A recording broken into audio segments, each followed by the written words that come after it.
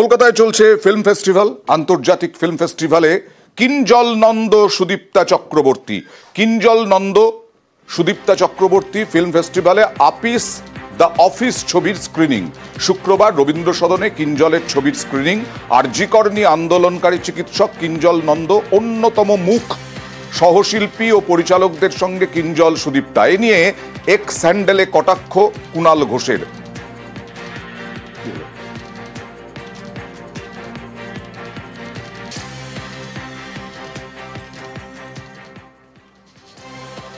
Social মিডিয়ায় কটাক্ষ।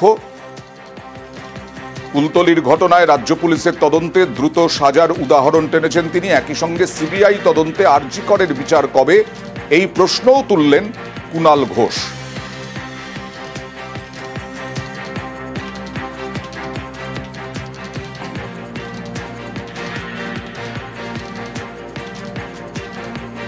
আগেরটা হলো